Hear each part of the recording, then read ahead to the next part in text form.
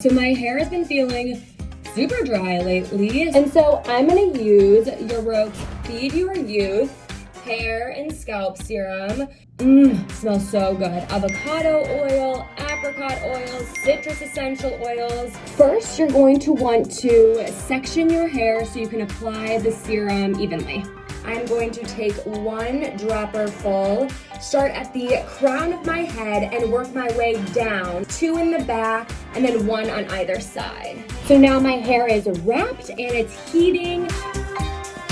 The last few steps are to shampoo, condition, and blow out my hair. This is the finished product. My hair is seriously so shiny and I feel so rejuvenated. It's like bringing a spa and salon into my own space.